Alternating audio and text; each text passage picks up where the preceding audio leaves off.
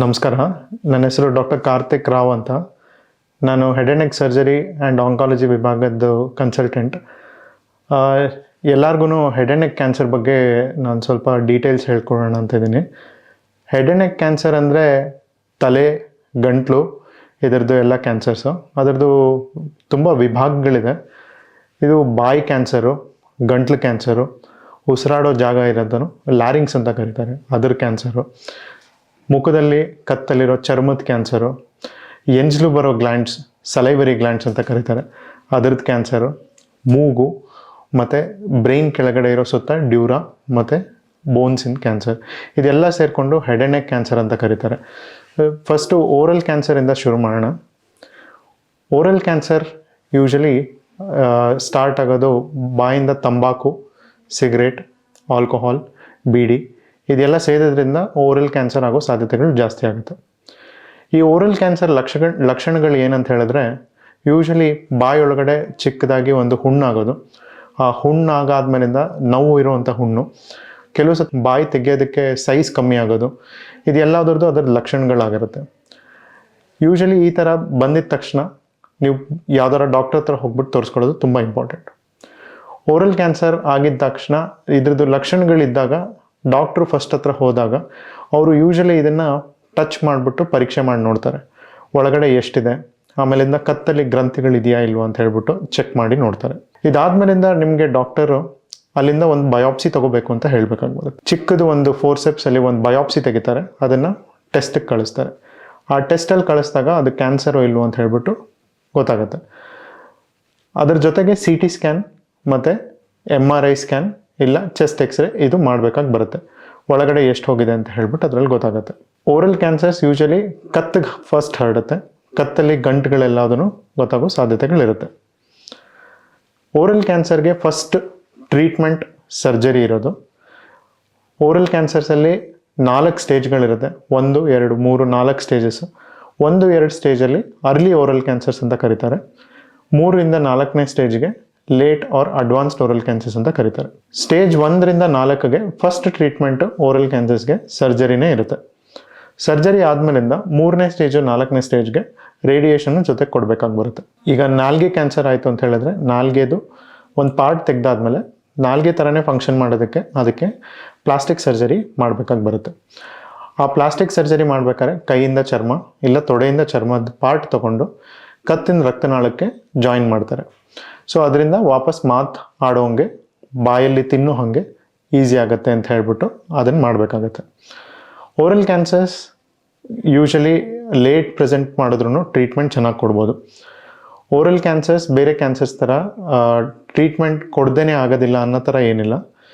Usually stage 1 to stage 4 early ಇದ್ದಾಗ treatment ಚೆನ್ನಾಗಿ ಕೊಡ್ಬೋದು. ನೆಕ್ಸ್ಟು ಲ್ಯಾರಿಂಗ್ಸ್ ಕ್ಯಾನ್ಸರ್ಸ್ ಅಂತ ಬರುತ್ತೆ. ಲ್ಯಾರಿಂಗ್ಸ್ ಕ್ಯಾನ್ಸರ್ ಅಂದರೆ ಧ್ವನಿ ಪೆಟ್ಟಿಗೆ ಕ್ಯಾನ್ಸರ್. ಈ ಧ್ವನಿ ಪೆಟ್ಟಿಗೆ ಕ್ಯಾನ್ಸರಲ್ಲಿ ಯೂಶಲಿ ಪೇಷಂಟ್ಸ್ಗೆ ಉಸಿರಾಡಕ್ಕೆ ತೊಂದರೆ ಆಗೋದು, ಮಾತು ಆಡೋದ್ರಲ್ಲಿ ಉಚ್ಚಾರ ಮಾಡೋದು, ಆಮೇಲಿಂದ ಮಾತಲ್ಲಿ ಸ್ವಲ್ಪ ವ್ಯತ್ಯಾಸ ಬರೋದು, ಇದ್ರ ಸಾಧ್ಯತೆಗಳಿರುತ್ತೆ. ಕೆಲವು ಧ್ವನಿ ಪೆಟ್ಟಿಗೆ ಕ್ಯಾನ್ಸರ್ ಹಿಂದೆಗಡೆ ಫ್ಯಾರಿಂಗ್ಸ್ ಅಂತ ಕರೀತಾರೆ, ಅಂದರೆ ಅನ್ನನಾಳದ ಮೇಲ್ಗಡೆ ಭಾಗ, ಆ ಭಾಗದಲ್ಲಿದ್ದಾಗ ನುಂಗೋದಕ್ಕೂ ಪ್ರಾಬ್ಲಮ್ಸ್ ಆಗೋ ಸಾಧ್ಯತೆಗಳಿರುತ್ತೆ. ಈ ಥರ ಇದ್ದಾಗ ಪೇಷಂಟ್ಸು ಯಾವ್ದಾರ ಡಾಕ್ಟರ್ ಹತ್ರ ಹೋದಾಗ ಅವರು ಫಸ್ಟು ಎಂಡೋಸ್ಕೋಪಿ ಮಾಡಿಬಿಟ್ಟು ನೋಡ್ತಾರೆ. ಎಂಡೋಸ್ಕೋಪಿ ಅಂದರೆ ಒಂದು ಕ್ಯಾಮ್ರಾನ ಮೂಗಿಂದ ಇಲ್ಲ ಬಾಯೊಳಗಡೆಯಿಂದ ಪಾಸ್ ಮಾಡಿಬಿಟ್ಟು ನಿಮಗೆ ಉಸಿರಾಡೋ ಜಾಗನ ಟೆಸ್ಟ್ ಮಾಡಿ ನೋಡ್ತಾರೆ. ಅಲ್ಲಿ ಉಸಿರಾಡೋ ಜಾಗದಲ್ಲಿ 2 ಕಾರ್ಡ್ಸ್ ಅಂತ ಇರುತ್ತೆ, ವೋಕಲ್ ಕಾರ್ಡ್ಸ್ ಅಂತ ಕರೀತಾರೆ. ಆ ವೋಕಲ್ ಕಾರ್ಡ್ಸ್ ಏನಂತ ಹೇಳಿದ್ರೆ ನೀವು ಉಸಿರಾಡೋದಕ್ಕೆ, ಮಾತಾಡೋದಕ್ಕೆ ಅದು ಹೆಲ್ಪ್ ಮಾಡುತ್ತೆ. ಸೊ ಆ ವೋಕಲ್ ಕಾರ್ಡ್ಸ್ ಇಂದ ಕ್ಯಾನ್ಸರ್ ಬಂದಾಗ ಯಾವುದೇ ಪೇಷಂಟ್ಗೆ ಮಾತಾಡೋದ್ರಲ್ಲಿ ಪ್ರಾಬ್ಲಮ್ ಆಗೋ ಚಾನ್ಸಸ್ ಇರುತ್ತೆ. ಯೂಶಲಿ ಧ್ವನಿ ಗಟ್ಟಿಯಾಗೋದು ಇಲ್ಲ ಧ್ವನಿ ಕೇಳಿಸ್ತಾ ಇರೋದು ಇದೆಲ್ಲದೂ ಇದ್ದಾಗ ಡಾಕ್ಟರ್ ಹತ್ರ ಹೋದಾಗ ಗೊತ್ತಾಗುತ್ತೆ. ಓರಲ್ ಕ್ಯಾನ್ಸರ್ ಥರನೇ ಲ್ಯಾರಿಂಗ್ಸ್ ಕ್ಯಾನ್ಸರ್ ಇಲ್ಲಾಂದರೆ ಈ ಧ್ವನಿ ಪೆಟ್ಟಿಗೆ ಕ್ಯಾನ್ಸರ್ಗೂ ಫಸ್ಟು ಬಯಾಪ್ಸಿ ಮಾಡಬೇಕಾಗತ್ತೆ.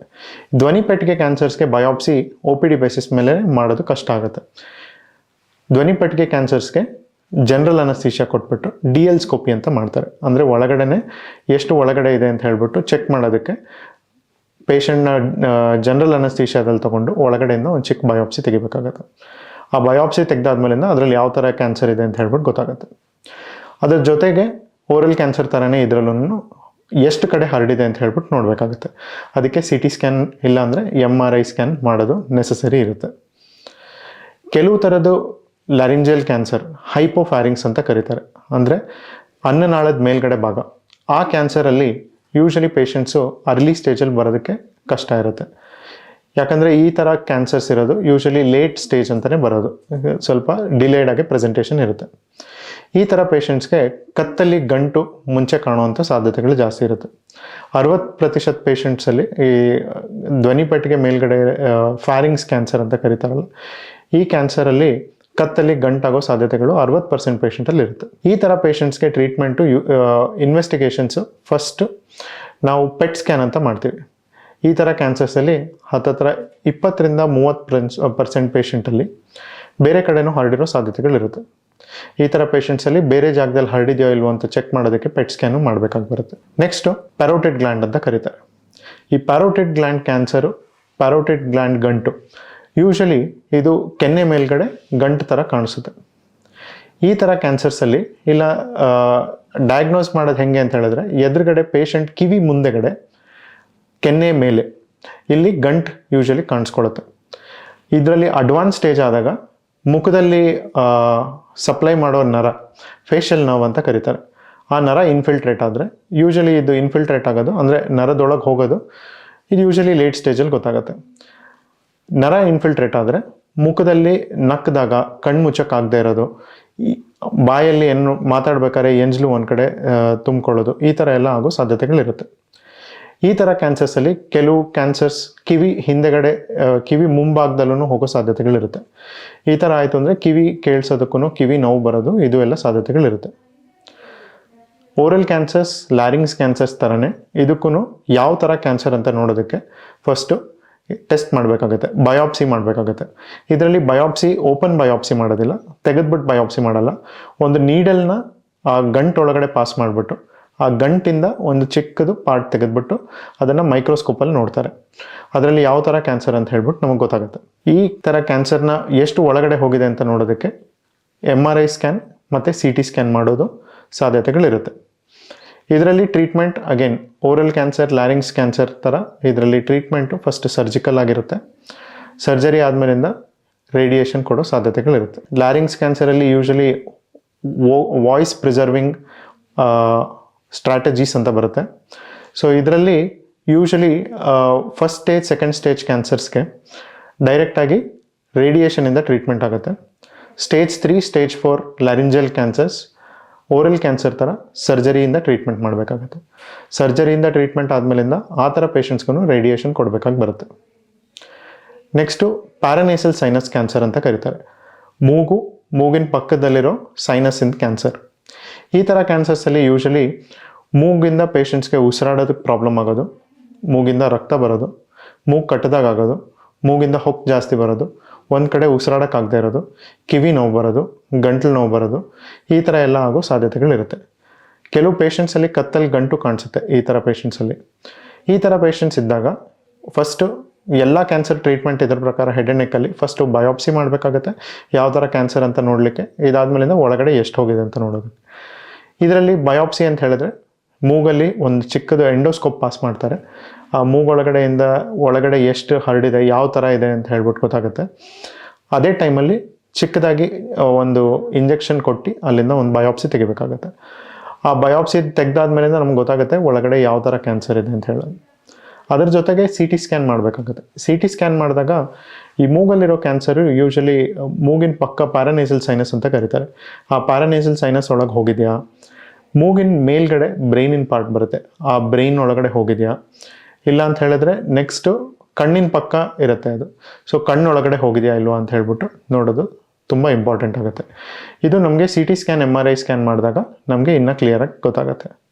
ಈ ಥರ ಕ್ಯಾನ್ಸರ್ಸ್ಗೂ ಟ್ರೀಟ್ಮೆಂಟು ಫಸ್ಟು ಈ ಥರ ಕ್ಯಾನ್ಸರ್ಸ್ನ ತುಂಬ ಚೆನ್ನಾಗಿ ಇವ್ಯಾಲ್ಯೂಯೇಟ್ ಮಾಡಬೇಕಾಗುತ್ತೆ.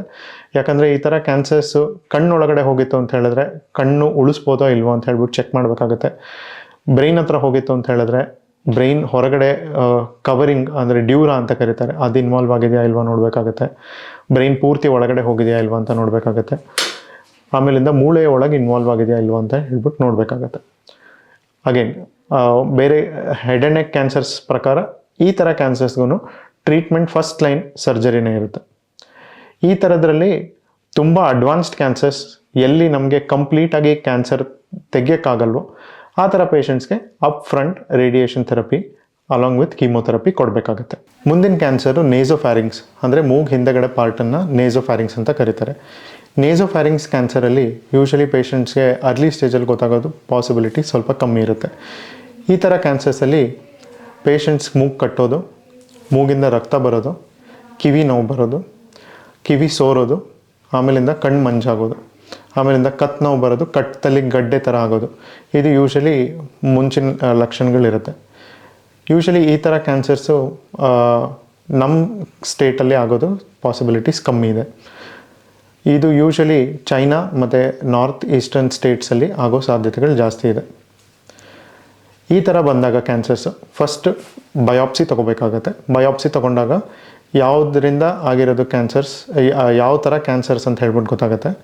Usually nasopharyngeal cancers Epstein Barr virus ಅಂತ ಕರೀತಾರೆ, EBV ವೈರಸ್ ಅಂತ. EBV ವೈರಸ್ಸಿಂದ ಅದು ಕಾಸ್ ಆಗುತ್ತೆ. ಅದಕ್ಕೆ ಕೆಲವುದು ಮಾಲಿಕ್ಯುಲರ್ ಟೆಸ್ಟಿಂಗ್ಸು ಮಾಡಬೇಕಾಗುತ್ತೆ. EBV DNA ಟೆಸ್ಟಿಂಗ್ ಅಂತ ಹೇಳ್ಬಿಟ್ಟು ಬ್ಲಡ್ಡಲ್ಲಿ ಟೆಸ್ಟ್ ಮಾಡಿ ನೋಡ್ತಾರೆ. ಬಯಾಪ್ಸಿನಲ್ಲಿ ಸ್ಪೆಷಲಾಗಿ ಪೆಥಾಲಜಿನಲ್ಲಿ ಸ್ಟೈನ್ ಮಾಡಿ ನೋಡ್ತಾರೆ, ಇಮ್ಯುನೋಹಿಸ್ಟೋಕೆಮಿಸ್ಟ್ರಿ ಅಂತ. EBV IHC EBV DNA testing ಮಾಡಿ ನೋಡ್ತಾರೆ. ಇದಾದಮೇಲಿಂದ ನೆಕ್ಸ್ಟು ಒಳಗಡೆ ಎಷ್ಟು ಹೋಗಿದೆ ಅಂತ ನೋಡೋದಕ್ಕೆ ಅಗೇನ್ CT ಸ್ಕ್ಯಾನ್, MRI, ಕೆಲವು ಸತಿ ಕತ್ತಲ್ಲಿ ದೊಡ್ಡ ಗಡ್ಡೆ ಇದ್ದಾಗ PET ಸ್ಕ್ಯಾನು ಮಾಡೋದು ನೆಸೆಸರಿ ಬರುತ್ತೆ.